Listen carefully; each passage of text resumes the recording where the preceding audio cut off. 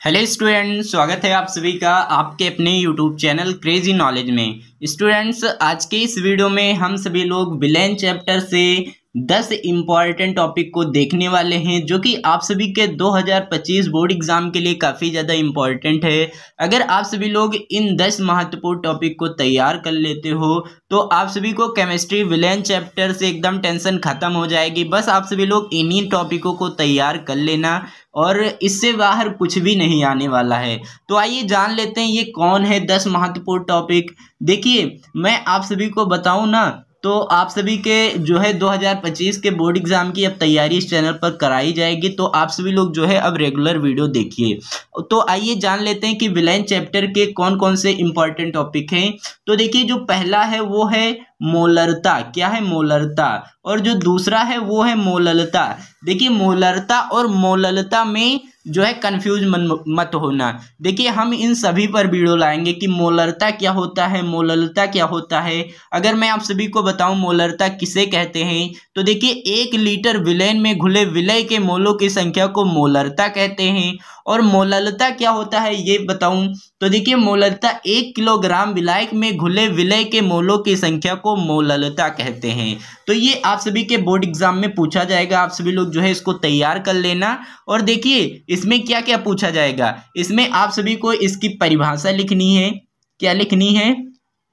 परिभाषा तो लिखनी ही है, इसके साथ साथ इसका सूत्र भी पूछा जाता है। इसका सूत्र भी आप सभी को लिखना है। इसका सूत्र क्या होता है, तो देखिए जो मोलरता का होता है वो होता है m बराबर स्मॉल w स्मॉल m गुणे v, यानी कि विलयन का आयतन। और ये किस में रहता है? ये रहता है लीटर में। किस में रहता है? लीटर में। तो आप सभी लोग इनको जो है तैयार कर लेना, ये काफ़ी ज़्यादा इम्पॉर्टेंट है, इन सभी को तैयार कर लेना। और देखिए फिर आप सभी का जो दूसरा टॉपिक है वो है मोल प्रभाज।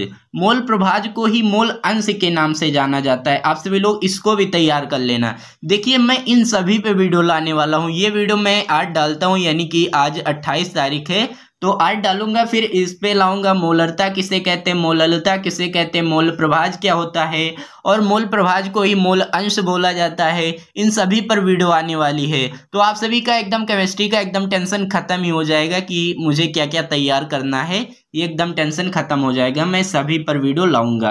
तो देखिए आप सभी लोग ये भी तैयार कर लेना कि मोल प्रभाज किसे कहते हैं और मोल अंश किसे कहते हैं। फिर जो तीसरा टॉपिक है वो है वाष्प दाब में अपेक्षित अवनमन। क्या है? अवनमन। इसको भी तैयार कर लेना। फिर जो चौथा है वो है राउल्ट का नियम। राउल्ट का नियम क्या होता है, इसकी सीमाएं पूछा जा सकता है। अनुप्रयोग क्या होता है, यानी कि राउल्ट का नियम पूछा जाएगा तो उसी में पूछ लेगा कि राउल्ट का नियम लिखिए, इसकी सीमाएं क्या है, इसका अनुप्रयोग लिखिए, और इसका सूत्र भी आप सभी को लिखना रहेगा। यानी कि सारी चीज़ें आप सभी को इसकी जानकारी उसमें पूरा फुलफिल करना पड़ेगा। अब आइए जान लेते हैं अगला टॉपिक क्या है। तो अगला जो है वो है क्वथनांक में उन्नयन। क्या है? क्वथनांक में उन्नयन। ये भी तैयार कर लेना। और हाँ, इन सभी पर न्यूमेरिकल भी आता है, जैसे मोललता हो गया, मोलरता हो गया, मोलरता हो गया, मोल प्रभाज हो गया। इन सभी के सूत्र याद कर लेना। उसके आधार पर आप सभी को क्या करना है, न्यूमेरिकल भी तैयार कर लेना है, क्योंकि आप सभी के बोर्ड एग्जाम में न्यूमेरिकल भी आएगा। और फिर अगला जो टॉपिक है वो है हिमांक में अवनमन। क्या है? हिमांक में अवनमन। ये भी तैयार कर लेना। फिर जो 7वां टॉपिक है वो है वांट हाफ गुणांक। क्या है? वांट हाफ गुणांक किसे कहते हैं, इसकी परिभाषा याद कर लेना, इसका सूत्र याद कर लेना, है ना, तो ये भी याद कर लेना। फिर है हेनरी का नियम। क्या है? हेनरी का नियम क्या होता है, इसकी सीमाएं क्या हैं, इसका अनुप्रयोग क्या है, ये आप सभी को बताना रहेगा, और उसके साथ साथ इसका सूत्र भी। फिर आ जाता है आप सभी के एग्जाम में पूछा जाएगा परासरण किसे कहते हैं। क्या है? परासरण किसे कहते हैं। और ये भी पूछा जा सकता है कि परासरण दाब किसे कहते हैं, यानी कि इन दोनों को एक साथ पूछा जा सकता है, या पूछा जाएगा परासरण किसे कहते हैं। फिर उसके बाद पूछ लिया जाएगा कि परासरण दाब किसे कहते हैं, यानी कि दोनों को लिखना पड़ेगा, इसका सूत्र भी लिखना पड़ेगा।